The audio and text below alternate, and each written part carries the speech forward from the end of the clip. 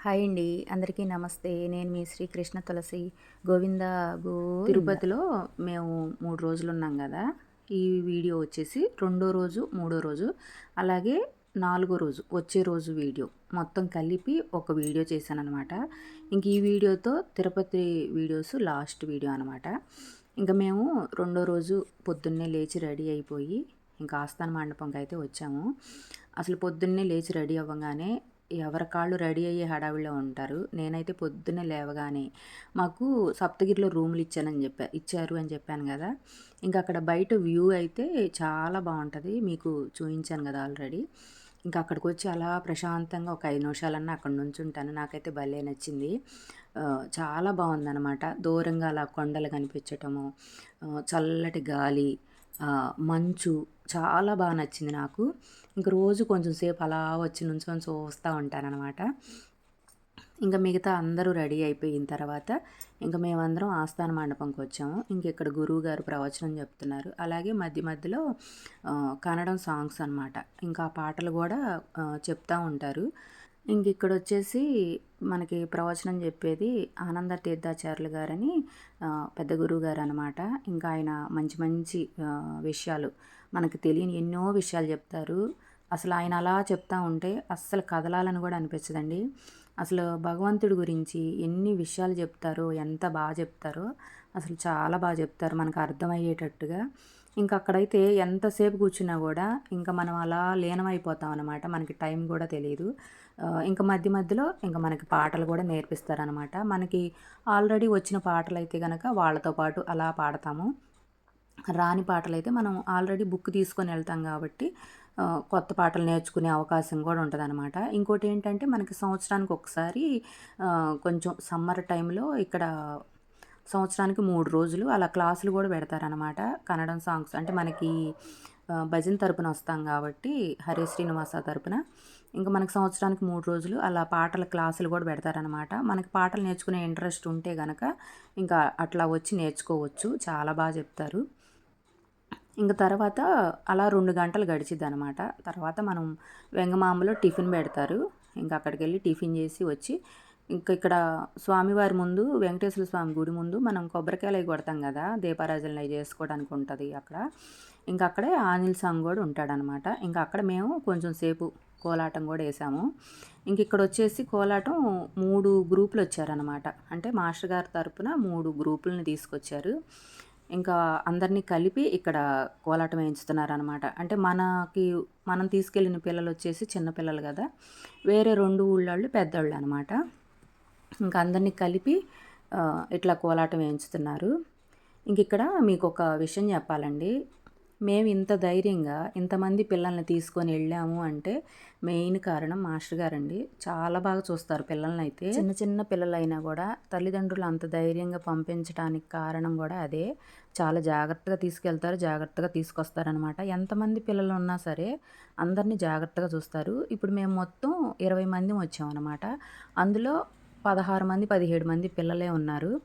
కేవలం ముగ్గురే వచ్చారనమాట పిల్లలు తల్లులు. మిగతా అందరు పిల్లలు పేరెంట్స్ లేకుండానే వచ్చారు. ఇంక ఎవరికి వాళ్ళకే లగేజీలు ఉన్నా గూడా ఇంక అసలు అంత జాగ్రత్తగా తీసుకెళ్లారు. మేమింత ప్రశాంతంగా దర్శనం చేసుకొని, ఇంత ప్రశాంతంగా ఇంటికొచ్చాము అంటే మెయిన్ కారణం మాస్టర్ గారే. చాలా బాగా జాగ్రత్తగా చూస్తారు. చాలా బాగా పట్టించుకుంటారనమాట. ఇంకోటేంటంటే మనకి క్లాసులు చెప్పేటప్పుడు గూడా అంటే మనకి ఇంటి దగ్గర ప్రాక్టీస్ చేసేటప్పుడు గూడా ఎన్ని సార్లైనా సరే విసుక్కోకుండా చెప్తారనమాట.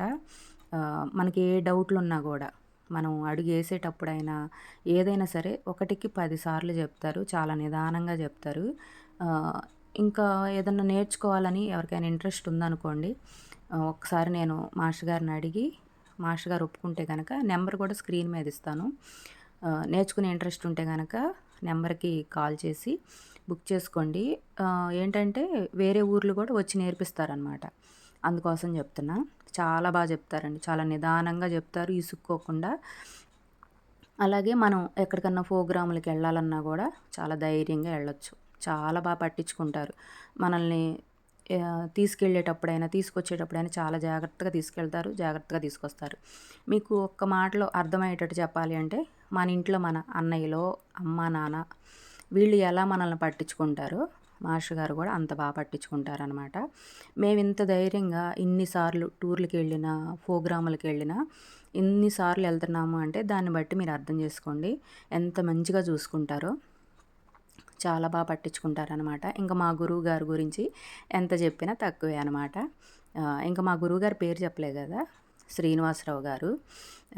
చెప్పాను కదా, చాలా బాగా పట్టించుకుంటారు. పిల్లలనైనా పెద్దవాళ్ళనైనా చాలా బాగా పట్టించుకుంటారు. చాలా జాగ్రత్తగా తీసుకెళ్ళి తీసుకొస్తారనమాట. అందుకే నేను ఇన్ని సార్లు చెప్తున్నా. అయితే ఇంకా 3 రోజులు తిరుపతి టూర్ అయితే మాత్రం చాలా బాగా జరిగింది. మెట్లోత్సవం కూడా చాలా బాగా జరిగిందనమాట. ఇంకా మాకు రెండో రోజు దర్శనానికి వదిలారు. దర్శనం అయితే చాలా బాగా జరిగింది. అలాగే మా అదృష్టం కొద్దీ ఇంకోసారి దర్శనం చేసుకునే అవకాశం కూడా వచ్చిందనమాట. మొత్తానికి 2 సార్లు దర్శనానికి వెళ్ళాము. ఇంకా మూడో రోజు కొంచెం పిల్లలున్నారు కదా అందరూ, ఇంకా చిన్న చిన్న షాపింగ్ ఎవరికి నచ్చినవి వాళ్ళు కొనుక్కున్నారనమాట. ఇంకా మూడో రోజు అయితే అలా గడిచింది. ఇంకా మేము 4గో రోజు రిటర్న్ అయ్యామన్నమాట. ఇంకా అందరం రెడీ అయిపోయి పొద్దున్నే కొండ మీద నుంచి కింద దిగువ తిరుపతికి వచ్చాము. వచ్చిన తర్వాత ఇక్కడ మనకి పక్కనే రైల్వే స్టేషన్కి దగ్గరలోనే గోవిందరాజు టెంపుల్ ఉందన్నమాట. ఇంకా ఆ టెంపుల్కి కూడా వచ్చాము, అందరం దర్శనం చేసుకొని వెళ్దాము అని. కాకపోతే మేము వచ్చే టైంకి అక్కడ స్వామివారికి నైవేద్యం పెట్టడానికో లేకపోతే అలంకరణ జరుగుతుందో లేకపోతే అభిషేకాలు జరుగుతున్నాయో అదైతే తెలియదు, కానీ క్యూ అయితే ఆపేశారనమాట. ఇంకా క్యూ కూడా చాలా పెద్దగా ఉంది, అంటే మనకి రోడ్డు మీదకు ఉందన్నమాట బయటికి. ఇంకా మాకు ట్రైన్ టైం వచ్చేసి 11 గంటలకి.